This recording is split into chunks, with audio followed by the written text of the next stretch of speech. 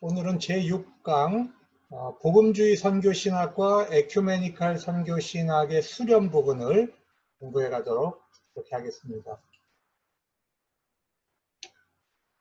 오늘 우리가 공부할 내용의 목적은요, 복음주의 선교신학과 에큐메니칼 선교신학의 관점을 우리가 이해하고 그 둘을 비교해서 건강한 선교신학 모델을 모색하려고 하는 것입니다. 우리가 목회를 하거나 교회를 섬기거나 하나님 나라 일을 하는 과정에 있어서 우리에게 있어서 선교신학은 굉장히 중요한 부분입니다. 그렇기 때문에 우리가 한쪽으로 치우쳐 있는 그러한 선교신학보다는 비판적이면서도 자기를 늘 개혁해 갈 수 있는 그런 건강한 선교신학에 대한 이해가 필요하기 때문에 한국 교회 안에서 일어나고 있는 복음주의 선교신학과 에큐메니칼 선교신학을 대립적 관점, 경쟁적 관점으로 보는 것을 우리가 극복하고 이것을 건강한 선교신학을 발전시켜 나가기 위한 상호 이해가 굉장히 필요하기 때문에 이 수업을 진행하는 것입니다. 특별히 복음주의 선교신학을 이해하는 데 있어서 복음주의 내부에 근본주의 신학이 있습니다. 근본주의 신학은 어느 정도 세대주의 종말론과 결합이 되어 있습니다. 그래서 근본주의 신학과 세대주의 종말론이 뭐가 위험한지, 그리고 건강한 복음주의 운동까지도 이 근본주의 신학과 세대주의 종말론이 위협을 끼치고 있기 때문에 이 부분에 대해서 한번 살펴보고요. 그 다음에 선교신학을 크게 세 부분으로 검토를 해 가겠습니다. 그 세 부분 중에 첫 번째는 1910년 에든버러 세계선교대회부터 1961년 IMC 국제선교협의회가 WCC와 통합할 때까지 그 시기에 선교신학을 1차적으로 검토를 하겠고요. 1961년에서 1974년, 60년대부터 1974년 로잔 복음주의 선교대회가 열릴 때까지 복음주의 선교신학과 에큐메니칼 선교신학 사이에 갈등이 일어나던 시기입니다. 이 시기를 2차로 살펴볼 거고요. 그 다음에 1974년 이후에는 양진역의 선교신학이 서로 수렴을 합니다. 그래서 첫 번째 IMC의 선교신학, 그 다음에 복음주의 선교신학과 에큐메니칼 선교신학의 갈등, 세 번째로 두 선교신학의 수렴, 이 세 부분을 나누어서 검토해 가도록 하겠습니다.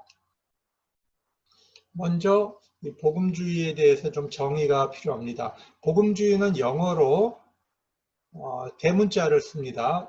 evangelicalism 이라고 합니다. 이 evangelicalism은 evangelism, 전도, 복음 전도라는 말과 evangelization, 복음화라고 하는 말과 구분이 됩니다. 우리가 세계 복음화 그러면 world evangelization이라고 표현을 하죠. 전도 그러면 evangelism이라고 합니다. 이 복음주의라는 말은 전도와 복음화와 구분이 되는 용어입니다. 우리가 지난번에도 한번 배웠는데요. 이 데이비드 베빙턴의 정의에 의하면 복음주의란 말은 1930년대, 그러니까 미국의 조나단 에드워드와 영국의 존 웨슬리, 그 다음에 찰스 웨슬리 형제가 등장한 이후부터 영국과 미국권, 그 다음에 영어권 식민지 안에서 일어난 부흥운동과 각성운동을 통해 성장한 지속적 신념과 태도를 동반하는 개신교 대중운동으로 정의할 수가 있습니다. 그러니까 복음주의 운동은 부흥운동, 각성운동과 연결되어 있고 그 안에는 지속적인 신념, 그럼 신학이 있는 거죠. 그 다음에 태도, 운동이 있는 것입니다. 그리고 이것은 주로 개신교 대중운동으로 일어난 것입니다. 복음주의 부흥운동이 일어나던 18세기에는 유럽과 북미, 이 서구 국가들 안에는 계몽주의 시대로 불리는 시대입니다. 그래서 이성과 과학을 신봉하던 시대죠. 이때에 성경과 십자가 속죄, 회심을 강조하는 부흥운동과 각성운동이 일어났고요. 이 복음주의 부흥운동은 선교운동을 일으켰고요. 사회개혁운동을 일으키면서 확산이 됐습니다. 그런데 이 복음주의 운동은 한 가지 현상이 아니고 그 안에는 굉장히 다양한 신학 전통이 섞여 있고요. 다양한 방향성들이 섞여 있는 굉장히 복잡한 현상입니다. 그래서 복음주의 운동을 굉장히 심플하고 단순한 신학으로 형성되어 있는 그런 운동으로 이해하면 안 됩니다. 복음주의 운동은 굉장히 광범위하고 다양한 현상이라고 하는 것입니다. 두 번째로 우리가 이제 복음주의자들은 어떤 사람인가 하는 것을 좀 살펴보겠습니다. 독일의 복음주의 선교학자인 피터 바이에르하우스라는 사람이 있는데요. 이분은 복음주의자를 한 6 영역으로 이제 분류해서 설명을 했습니다. 신복음주의가 있죠. 신복음주의는 그 대표 인물이 이제 빌리 그레이엄, 그 다음에 이제 칼 헨리, 이런 분들을 중심으로 이제 미국에서 이제 일어났던 그런 이제 복음주의자들입니다. 이 사람들은 미국의 이 근본주의가 가지고 있는 정치적인 이제 극우 현상, 교회 분열, 반지성주의, 이런 것들에 대한 반성을 하고 근본주의로 인해서 복음주의가 미국 사회 안에서 영향력을 잃어가는 것에 대해서 우려하면서 이제 가능한 모든 복음주의를 묶어서 연합하려고 했던 그런 운동입니다. 그래서 신복음주의는 근본주의와 선을 긋고 복음주의의 정신을 이제 살려가려고 했던 그런 운동이죠. 오늘날 한국교회 안에서 우리가 복음주의 할 때 그것은 주로 신복음주의를 지칭하는 것입니다. 두 번째로 근본주의자들이 있습니다. 이 사람들은 타협할 수 없는 몇 가지 교리를 결정해 놓고 그것과 다른 이야기를 하면 분리주의적인 태도를 취하는 것입니다. 그리고 굉장히 전투적이고 엄격한 분리주의적인 태도를 취합니다. 우리가 이제 잘 알고 있는 칼 맥킨타이어가 세운 국제기독교교회협의회, ICCC, 이런 조직들이 이제 근본주의를 대표했던 그런 조직이고요. 이 근본주의자들은 로잔 선교대회하고도 거리를 두고 그 운동에 대해서도 이제 부정적으로 보는 그런 입장을 취합니다. 세 번째로 피터 바이에르하우스는 고백적 복음주의자들이 있다. 자신을 고백적 복음주의자라고 표현했는데요. 이 고백적 복음주의자들은 신복음주의보다도 교회를 보다 신앙 고백적으로 이해하려고 한다. 그래서 잘못된 교리로 생각하는 것에 대해서 적극적으로 저항한다. 이런 주장을 했습니다. 그래서 고백적 복음주의자들은 근본주의자들과 신복음주의자들과 자신은 또 다른 측면이 있다. 이렇게 주장을 합니다. 네 번째로 복음주의자들 안에는 오순절파가 있는데요. 성령운동과 은사운동을 하는 그룹들이 있습니다. 다섯 번째로 이제 진보적 복음주의자들이 있습니다. 이 사람들은 1974년 로잔 세계복음화대회 안에서 등장한 진보적인 복음주의자들입니다. 주로 남미에서는 이제 사무엘 에스코바라든지 르네 파딜라, 이런 분들이 이제 복음주의의 이제 진보 진영을 대표하고 있고요.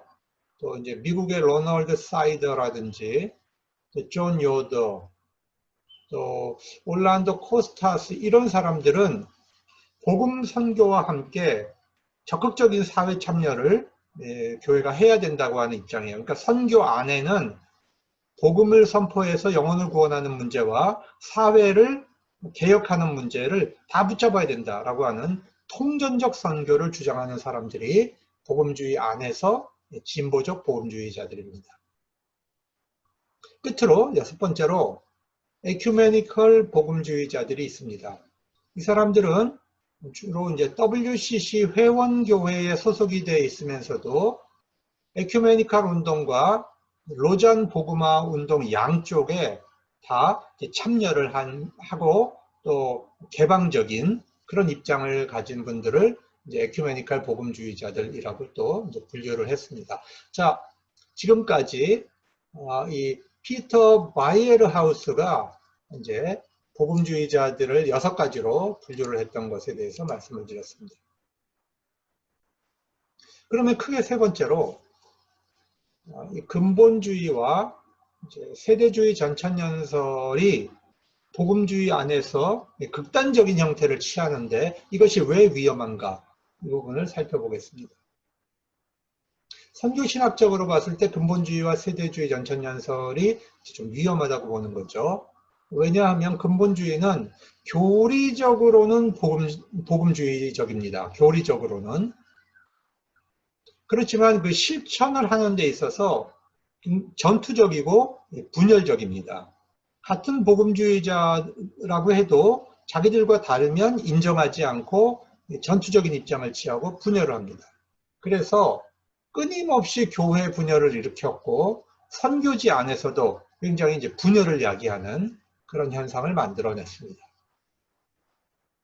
근본주의는 1910년 미국에서 펀더멘탈리즘이라고 하는 이름을 가진 소책자 12권이 이제 계속 나오게 되는데요. 그 소책자 펀더멘탈리즘이라고 하는 이름에서 이제 기원을 한 것입니다. 이 근본주의의 목표는 현대주의 사상과 대결하겠다는 거죠. 성경의 교리를 지키기 위해서 성경적 정통교리로 회복하기 위해서 현대적 사상과 대결하겠다라고 하는 목표를 가지고 있었습니다. 그런데 그 태도와 신학에 있어서 현대 문화에 대해서 분리주의적이고 배타적인 입장을 취합니다.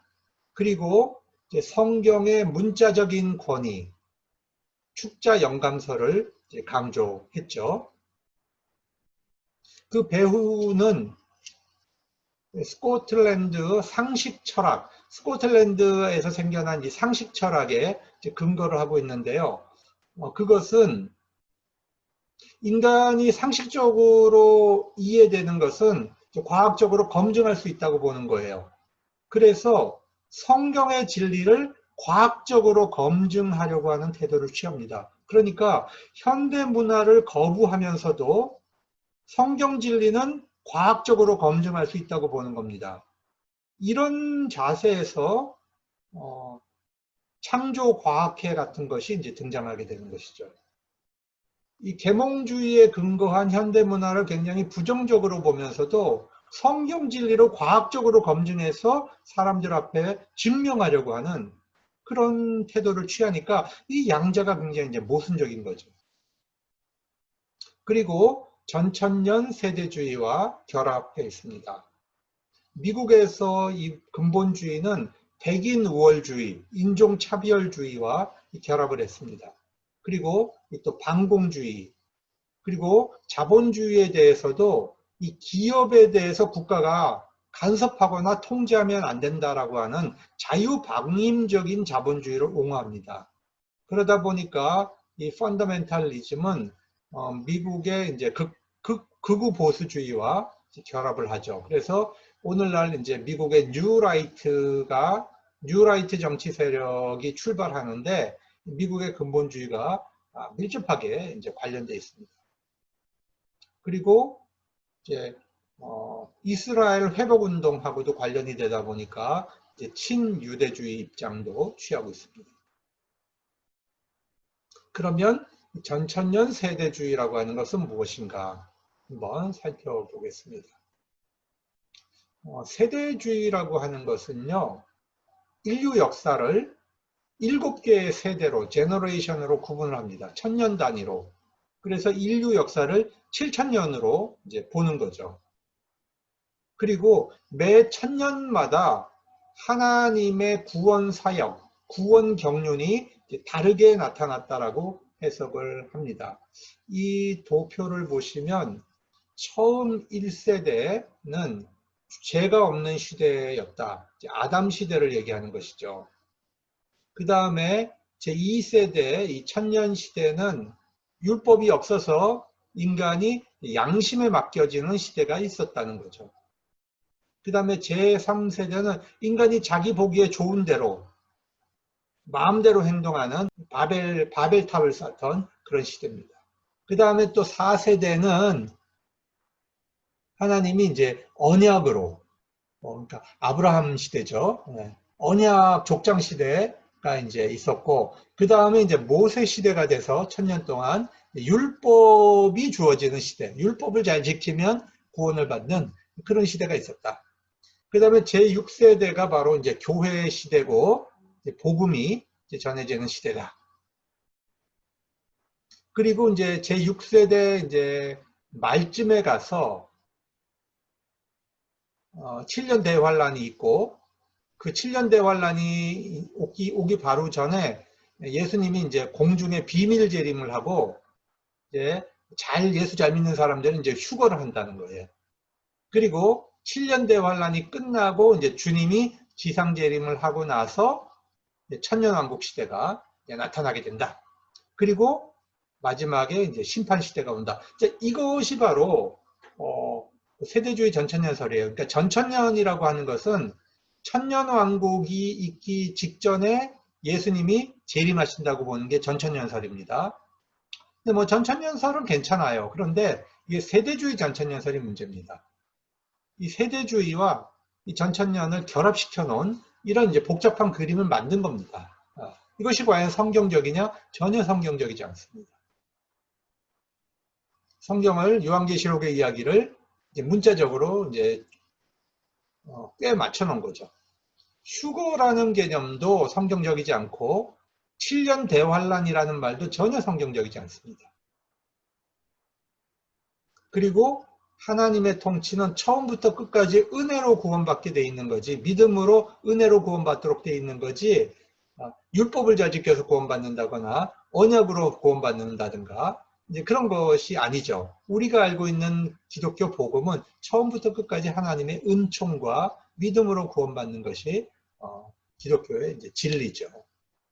자, 이 세대주의 전천년설은 주님의 지상재림 이후에 이제 천년왕국이 오고 마지막 이제 최후 심판이 있죠. 그래서 이 세상은 불타서 없어진다고 봅니다. 그렇기 때문에 사회개혁 같은 거는 할 필요가 없는 거예요. 오로지 영혼구원에만 집중해도 시간이 부족한데 왜 사회개혁 같은 걸 하냐고 보는 거죠.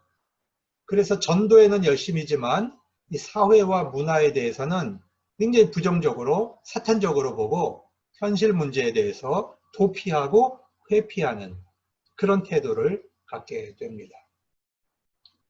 그리고 이 근본주의, 세대주의 전천년설은 순수교리를 지키는 방법으로 분리주의를 택합니다. 그래서 미국에서 이 장로교회와 침례교회 안에 있는 근본주의자들은 지속적으로 교회를 분열시켜 왔습니다. 이러한 분열 역량이 1950년 한국교회 분열 확산에 아주 이제 기본적인 토대를 제공했습니다. 그래서 미국 내에서는 이 근본주의가 반지성적, 반문화적 태도 때문에 굉장히 이제 관용하지 않고 반문명적으로 낙인이 찍혀서 그래서 이제 신복음주의가 태동하게 되는 하나의 배경이 되었던 것입니다. 이제 복음주의 신학적 특징을 한번 살펴보겠습니다. 이것은 지난 시간에 이미 한번 이제 제가 다루었죠. 데이비드 베빙턴의 정의 4가지를 이제 이미 다루었습니다. 십자가 중심주의, 성경주의, 회심주의, 행동주의 4가지의 특징이 있더라. 복음주의자들은 이것을 이제 데이비드 베빙턴이 이제 얘기를 했죠. 그러나 이 네 가지의 특징을 가졌다고 하더라도 그 안에 복음주의자들은 굉장한 이제 서로 다른 차이가 있다는 것을 이제 또 말씀드렸습니다. 예수님의 보혈로 속죄함을 강조하지만 극단적 예정론자들은 예수님의 십자가 죽음이 택자만을 위한 것이다. 제한 속죄를 얘기하는 거죠. 감리교는 예수님의 십자가 보혈은 모든 사람을 위해 돌아가신 것이다. 그렇게 보고 있죠. 자, 성경이 최고의 권위라고 하는 것을 인정하면서도 1820년에 이제 축자영감설이 나와서 문자적 해석을 강조하는 사람이 있는가 하면 1차 세계대전 이후로 이제 유기적 영감설 지지자와 축자영감설 지지자들 사이에 분열이 생겨납니다. 회심에 대해서도 중생을 체험하고 하나님과 인격적 만남을 강조하는 것은 동일하지만 회심의 경험은 인식이 가능하다, 아니다, 불가능하다. 거기에 대해서 이견이 있고요. 회심을 시키는 것은 성령이 주권을 갖고 계시다는 입장이 있고 또 아니다, 개인의 노력도 중요하다. 또 그런 차이가 있죠. 세례 그 자체가 중생이다라고 보는 사람이 있는가 하면 세례와 중생을 또 별개로 보는 입장도 있습니다. 이렇게 다양하다는 거죠. 행동주의도 있습니다. 회심 이후에 복음주의자들은 타인의 구원에 대해서 적극적으로 행동한다. 적극적으로 활동한다. 그래서 전도하고 교회 봉사하고 선교에 참여한다. 그렇지만 또 한편으로는 적극적으로 사회개혁에도 참여를 했습니다. 예를 들면 이제 정치적 민주화, 여성 참정권 운동, 노예제도 폐지, 감옥 개선 운동, 어린이 노동 금지, 노동시간 단축 운동. 자, 이런 것들이 전부 복음주의자들에 의해서 일어났다는 것입니다. 서구 사회 안에서요. 이제 복음주의 정의에 대해서 앨리스터 맥그라스는 이제 어떻게 정의했는가 한번 살펴보겠습니다. 그러니까 데이비드 베빙턴의 정의하고요, 앨리스터 맥그라스의 정의를 우리가 한번 비교해서 살펴볼 필요가 있습니다. 첫 번째, 성경의 권위. 자, 이거는 이제 동일하죠.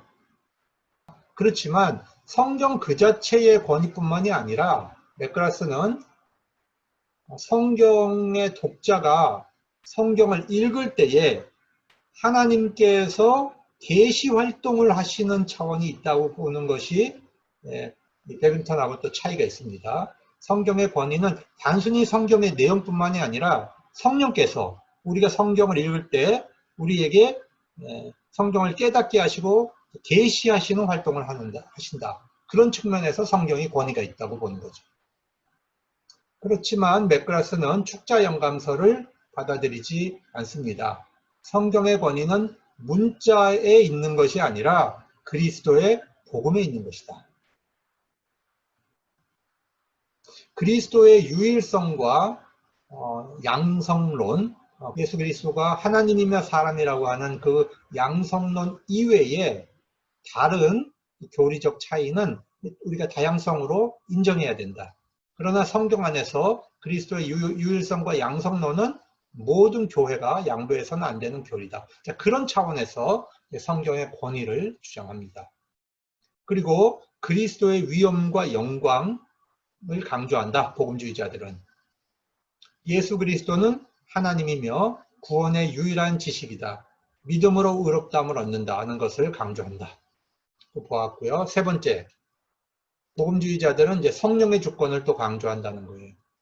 성령은 구원의 지식을 확증시키고 그리스도를 닮도록 역사하신다는 것이죠. 그래서 오늘날 은사운동은 성령의 역할을 재발견하는 데 굉장히 중요한 공헌을 했지만 말씀과 회개의 중요성을 간과하는 은사주의는 우리가 경계해야 된다. 위험하다. 그렇게 말하고 있습니다. 그리고 복음주의자들은 개인의 회심의 필요성을 강조한다. 이것도 베빙턴하고 동일하죠. 그런데 어떻게 회심했느냐 하는 것이 중요한 게 아니고 현재 회심했느냐, 그것이 중요하다고 봅니다. 복음주의자들은 복음전도의 우선권을 강조한다. 또 복음주의자들은 기독교 공동체의 중요성을 강조합니다. 공동체 안에서 전도, 영적 양육, 교육, 제자훈련 등 목회활동이 중요하고, 또 복음주의는 그 자체 안에서 교파를 초월하고 선교 안에 있어서 에큐메니컬적인 입장을 갖는다. 복음주의자들은 그런 6가지의 특징을 강조했습니다. 복음주의 선교대회에 나타난 신학적 특징을 좀 살펴보면은 앞에서 맥그라스와 또 베빈턴이 강조했던 그 주장들이 복음주의 선교대회들 안에 잘 나타납니다. 한번 좀 살펴볼게요. 첫 번째, 복음주의 선교대회 안에서는 성경의 권위와 구속력이 굉장히 강조가 됩니다. 그 다음에 개인의 회심의 긴급성, 빨리 전도해서 회심시켜야 된다라고 하는 것, 그 다음에 성령을 통한 중생, 이 부분이 굉장히 강조되고요. 세계 모든 민족의 복음화를 위해서 최선을 다해야 된다는 부분이 강조됩니다.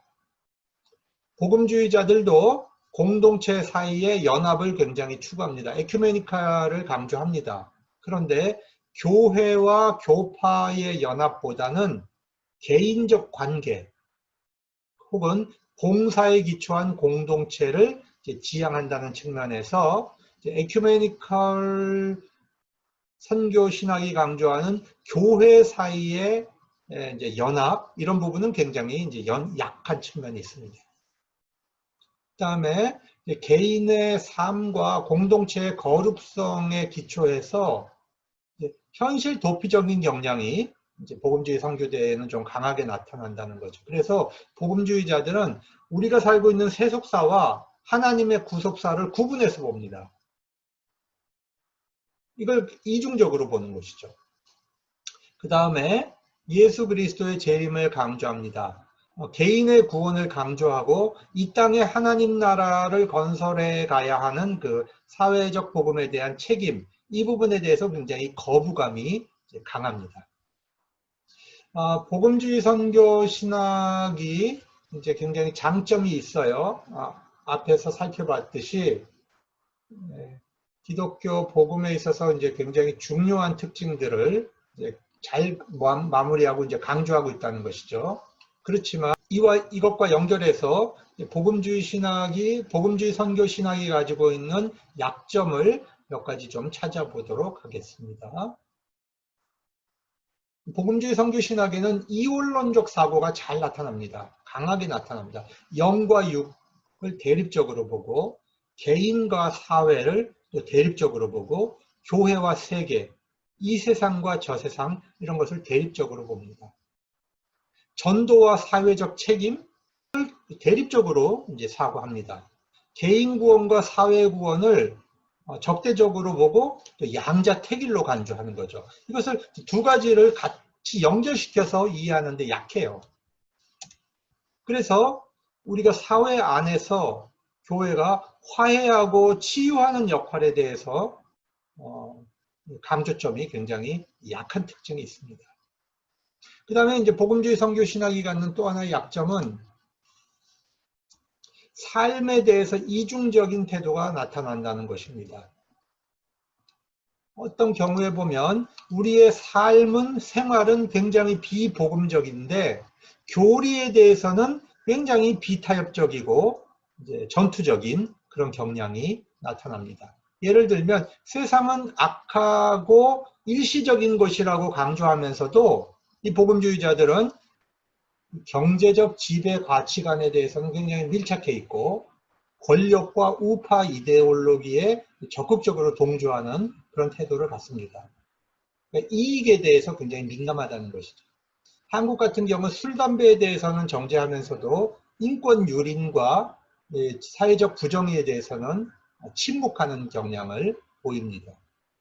남아공의 복음주의자들 같은 경우가 정부의 흑인 차별 정책을 지지하거나 침묵하는 그런 태도를 보였던 것입니다.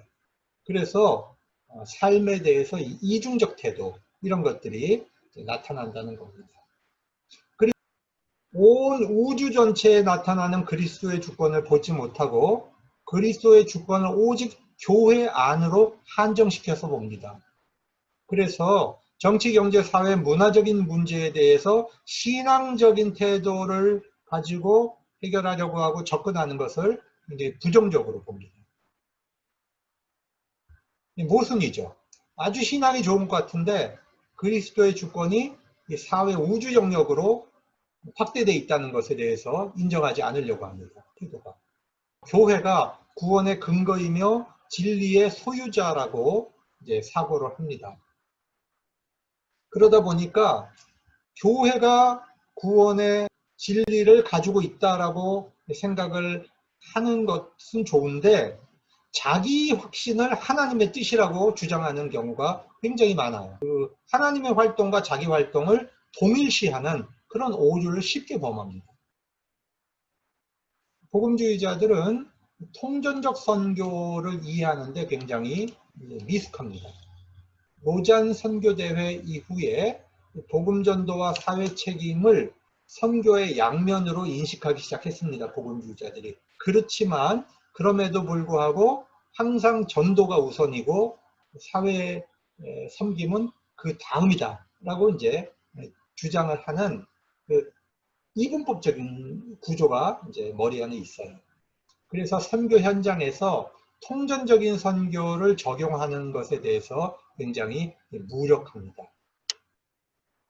그리고 다섯 번째로 교회 간 협력의 문제에 있어서도 교회 간의 협력을 강조해요. 그렇지만 선교 현지에 가서는 독자적으로 활동하고 그 다음에 현지 교회와 충돌하는 그런 모습을 보이고요. 쉽게 분열을 하는 특징이 있습니다. 복음주의 선교 신학이 가지고 있는 장점과 약점을 한번 살펴보았습니다.